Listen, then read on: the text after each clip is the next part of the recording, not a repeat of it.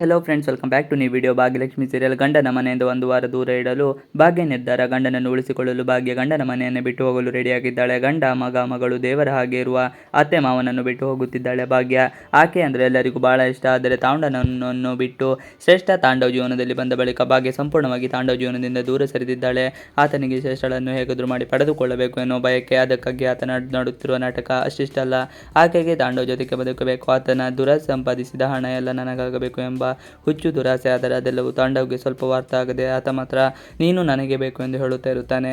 ನಾನು ಮನೆಗೆ ಹೋಗಿದ್ದೀನಿ, ಬೆಟ್ಟದಂತ ತಲೆಬಿಸಿ ಎಲ್ಲ ಕಳೆದು ಹೋಯಿತು, ನಾನು ಭಾಗ್ಯ ಇಲ್ಲದ ಮನೆಯಲ್ಲಿ ಇರಬಹುದು, ನನ್ನವರ ಜೊತೆ ಬದುಕಬಹುದು ಎಂದು ಶ್ರೇಷ್ಠಾಗಿ ಹೇಳುತ್ತಾನೆ.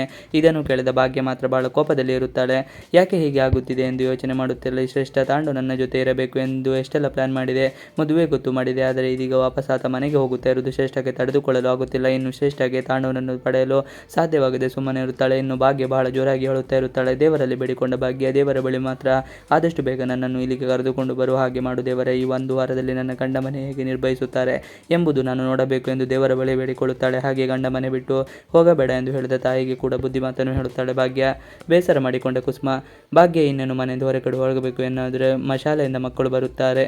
ಅಮ್ಮ ಮನೆಯಿಂದ ಹೊರಟು ನಿಂತಿರುವುದಕ್ಕೆ ನೋಡಿದ ಗುಂಡಣ್ಣ ಮಾತ್ರ 108 ಪ್ರಶ್ನೆಗಳನ್ನು ಕೇಳುತ್ತಾ ಇರುತ್ತಾನೆ. ಆದರೆ ಇದನ್ನು ಕೇಳಿಸಿಕೊಂಡ ಭಾಗ್ಯ ಮಾತ್ರ ಬಹಳ ಸಮಾಧಾನದಿಂದ ತಾನು ತಾತನ ಮನೆಗೆ ಹೋಗಿ ಬರುತ್ತೇನೆ, ಒಂದು ವಾರ ಅಲ್ಲೇ ಇದ್ದು ಇರುತ್ತೇನೆ ಎಂದು ಹೇಳಿ ಗುಂಡಣ್ಣ ಸರಿ ಹಾಗಾದರೆ ನಮ್ಮ ಬಟ್ಟೆಯನ್ನು ಪ್ಯಾಕ್ ಮಾಡಿಕೊಳ್ಳುತ್ತೇನೆ ಎಂದು ಹೇಳುತ್ತಾಳೆ.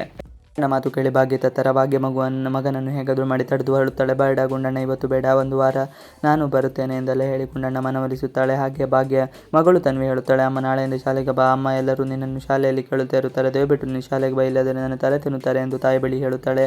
ಬಳಿಕ ಭಾಗ್ಯ ತನ್ನ ತವರು ಮನೆಗೆ ಹೋಗುತ್ತಾಳೆ. ಕುಸುಮ ಮತ್ತು ಆಕೆಯ ಗಂಡ ಮಾತ್ರ ತನ್ನ ಸೊಸೆ ಹಾಗೂ ಬಿಟ್ಟು ಹೋಗುತ್ತಿರುವುದನ್ನು ನೋಡಿ ಬಹಳ ದುಃಖ ಪಡುತ್ತಾರೆ. ಇಷ್ಟು ಇವತ್ತಿನ ವಿಡಿಯೋ ಇಷ್ಟ ಆದರೆ ಪ್ಲೀಸ್ ಲೈಕ್, ಶೇರ್, ಸಬ್ಸ್ಕ್ರೈಬ್ ಮಾಡಿ. Thanks for watching video.